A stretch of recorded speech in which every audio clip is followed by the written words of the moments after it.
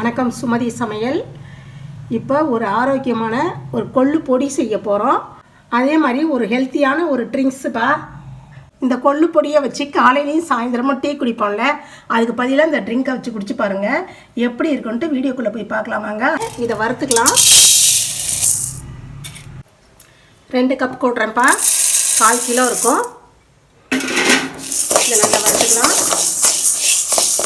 கொள்ளை நல்லா மீடியமாக வச்சு வறுத்துக்கங்கப்பா, ரொம்ப கருக விட்றாதீங்க. அனல் நிறையா இருந்ததுன்னா கருகிட்டால் அந்த டேஸ்ட்டே மாறிடும். அதனால் இப்படி மெல்ல சிம்மிலையே வச்சு நல்லா வறுங்க. வறுத்து கலர் மாற வரலையும் வறுத்துக்கங்க. நான் கொள்ளு நல்லா வறுபடலைப்பா, அப்படியே மீடியமாகவே வச்சு வறுத்துக்கங்க. நான் இதில் கொள்ளு கஞ்சி செஞ்சுருக்கேன்.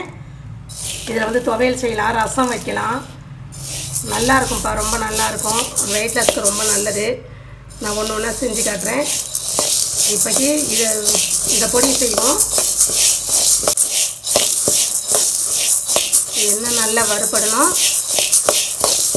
எள்ளு பொரியிற மாதிரி நல்லா பொரியும்ப்பா, நல்ல வரலையும் வறுத்துக்கோங்க.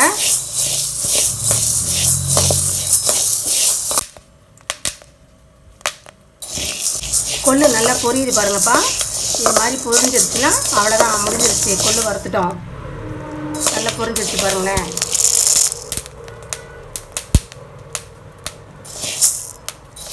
நல்லா வறுத்துட்டப்பா, கொள்ளு சவுண்டு வருது பாருங்கள். இது மாதிரி வறுத்துக்கோங்க.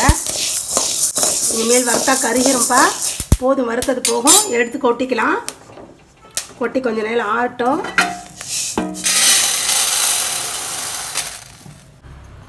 மிளகு 1 ஸ்பூன் போட்டுக்கலாம்ப்பா. ஜீரகம் 1 ஸ்பூன் போட்டுக்கிறேன்.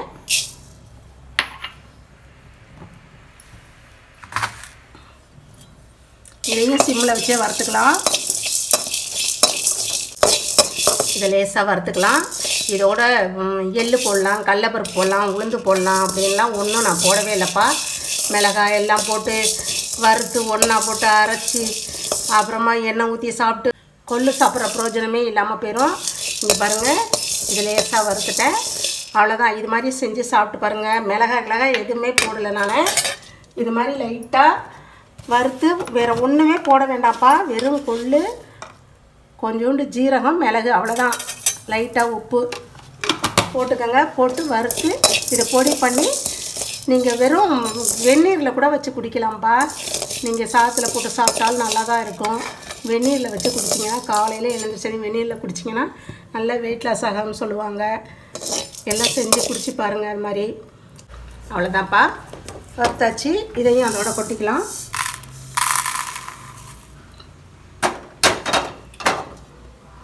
நான் இது வெந்நீரில் கலந்து குடிக்கிறதுனால உப்பு கம்மியாக போட்டிருக்கேன்ப்பா. நீங்கள் சாப்பாட்டில் போட்டு சாப்பிட்ணும் அப்படின்னு நினச்சிங்கன்னா கொஞ்சம் உப்பு அதிகமாக போட்டுக்கோங்க. மற்றபடி வேறு ஒன்றும் போட வேண்டாம். இதை மட்டும் செஞ்சு சாப்பிடுங்க, உடம்புக்கு ரொம்ப நல்லது. வேறு எந்த ஐட்டமும் சேர்க்க வேணாம். பருப்பு, கடலைப்பருப்பு எந்த ஐட்டமும் இதில் சேர்க்காமல் இது மாதிரி செஞ்சு சாப்பிட்டு பாருங்கள், ரொம்ப நல்லாயிருக்கும். ஹெல்த்தியான ஃபுட்டு வேறு. இது நல்லா ஆறிடுச்சுப்பா. இதை கொட்டி அரைச்சி வச்சுக்கலாம். அரைச்சிட்டு வந்தாச்சுப்பா. நல்ல நைஸாக இருக்குது பாருங்கள். இது மாதிரி அரைச்சி எடுத்துக்கோங்க. இந்த பொடியை இட்லி, தோசை, சாதம் எதோட வேணாலும் வச்சு சாப்பிடுங்கப்பா. எண்ணெய் ஊற்றி சாப்பிட்டுக்கலாம்.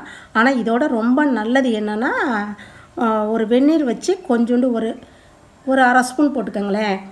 போட்டு நீங்கள் கலக்கி குடிச்சு பாருங்கள், ரொம்ப நல்லது, உடம்புக்கு நல்லது. இந்த தண்ணியில் ஒரு அரை ஸ்பூன் போட்டுக்கலாம்ப்பா.